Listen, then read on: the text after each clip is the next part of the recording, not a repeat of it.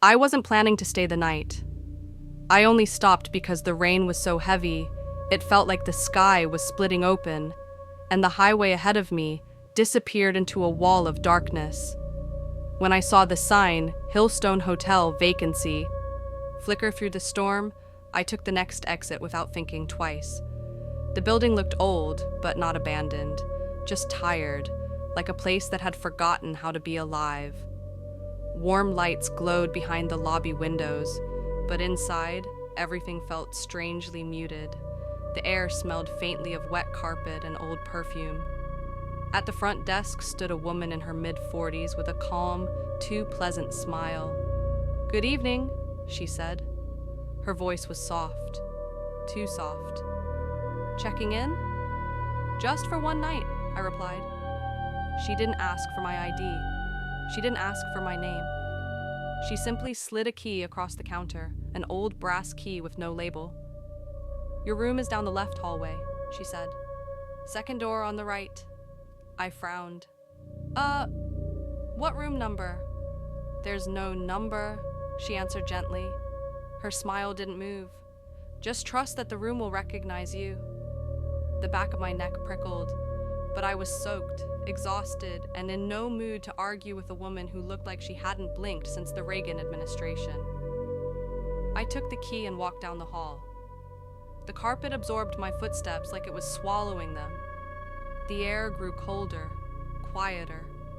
Then I saw it, the second door on the right. Black wood, no number, as if the hotel didn't want anyone else to know I was staying there. I unlocked the door and stepped inside. The room was nice, surprisingly nice. A clean bed, dim lamps, an old armchair by the window. Everything looked ordinary, but when I closed the door behind me, something felt wrong. Like someone had been here moments before I entered, like the room was holding its breath, waiting for me to notice something. And then I realized I couldn't remember the receptionist's face. Not a single detail, just that she had been smiling, always smiling. I shook the feeling away, convinced it was just the stress of the storm, but that night, as I lay down to sleep, the feeling returned. Stronger this time. Something about this hotel was watching me, and it wasn't subtle. I woke up to the sound of whispering, not outside, not in the hallway, inside the room. It was coming from the vent above the bed, a soft, rhythmic murmur, like two people having a conversation through a thin wall. My heart pounded as I listened. At first, I couldn't understand the words. They were muffled, distant, like voices trapped behind a layer of static. But then, one of them, the deeper voice, became clearer. "He doesn't remember yet." The second voice responded, higher and shaky. "Should we tell him?" "No, let it happen naturally." I froze. The voices continued in that strange, breathy tone, like they weren't speaking with lungs but with something else. Then the deeper voice stopped suddenly, followed by a long silence. And then, "He's awake." My blood turned to ice. I sat up instantly. The whispering stopped. I stared at the vent, waiting for something, anything, to move. But the room was still again, as if it had never made a sound. I climbed out of bed slowly, the wooden floor cold beneath my feet. I approached the vent, standing directly under it. Nothing. No voices. No airflow. The vent was dead, completely shut off. So how? That's when I noticed something on the floor beneath it. A note. A small white note, folded neatly. My pulse hammered as I picked it up and unfolded it with trembling fingers. 5 words were written in dark ink. "Do not trust your memory." I felt the room tilt. What did that mean? Who wrote it? How did it end up inside my locked room? I backed away, scanning the walls, the corners, the closet. Nothing. The room looked normal, but the silence felt heavier now, like the air itself was listening. There was something fundamentally wrong with this place. Come morning, I told myself, I would leave. I didn't care about the storm. I didn't care about the refund. I just needed to get out. But when morning came, I discovered something even worse. I returned to the lobby, prepared to check out immediately. The same receptionist was there, or at least I thought it was her. She was facing away from me, organizing papers behind the desk.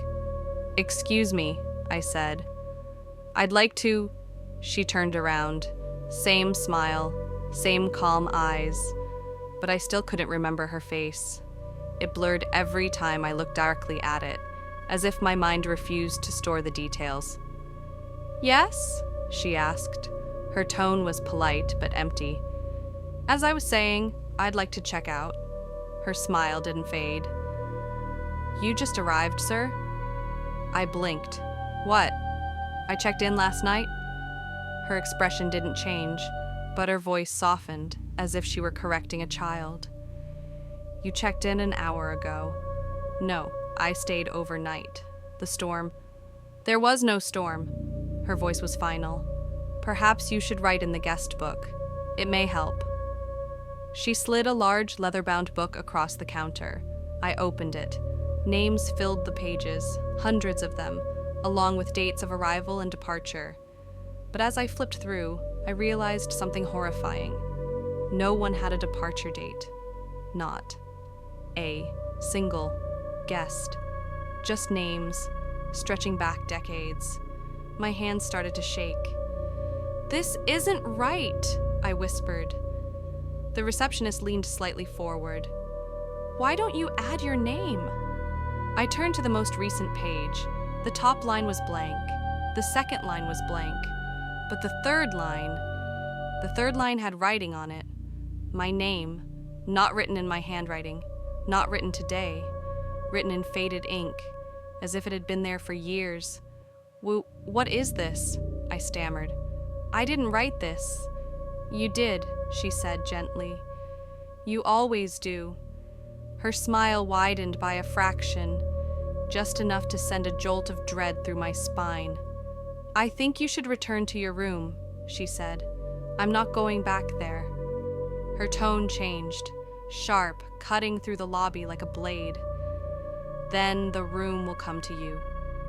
Every instinct I had screamed at me to run. But the lobby doors, the glass exit doors, were gone. Not locked. Gone.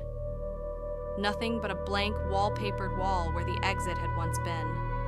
The room behind me felt like it was closing in, like the walls were breathing.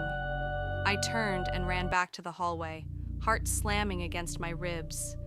I didn't know where else to go, but when I reached the second door on the right, my door, it was already open, waiting.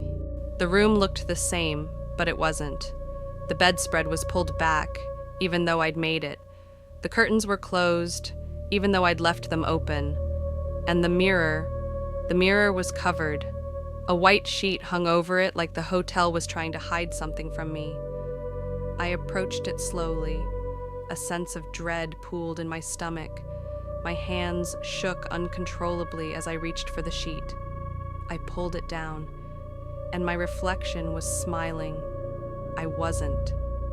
I staggered back, nearly tripping over the bed. The reflection stared straight at me, eyes wide, teeth showing. Its expression stretched into a grin I could feel in my bones. Then my reflection spoke. "You came back," it whispered, its lips moving perfectly out of sync with mine. I froze. Every nerve in my body screamed. I don't understand," I managed to whisper.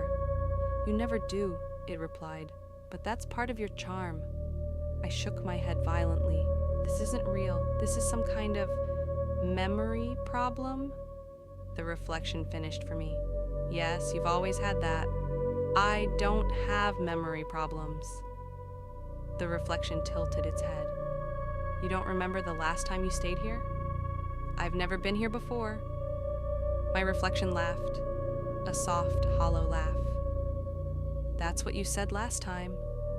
I stared at it, my blood pulsing in my ears. What are you?" The reflection leaned closer to the glass until its face nearly pressed against it. I am what you forget. Its breath fogged the inside of the mirror, not the outside, the inside. The fogged glass slowly formed a sentence. You have been here 37 times. I stumbled backward, hitting the dresser. This is impossible, I whispered. The reflection's expression darkened. You came here because you're trying to remember, it said, and every time, you fail. Tears stung my eyes. My chest felt tight. What am I supposed to remember? I whispered. The reflection smiled again. You'll know at 2:13. The room's lights flickered. The door slowly creaked shut behind me. My reflection said one last thing before the mirror went black. Don't be late this time. I collapsed onto the bed, my mind spiraling. 37 times? No, that was impossible. I would remember something like that. A sudden pounding headache made my vision blur. I grabbed my temples as the room tilted sideways. A wave of dizziness hit me so violently I nearly screamed.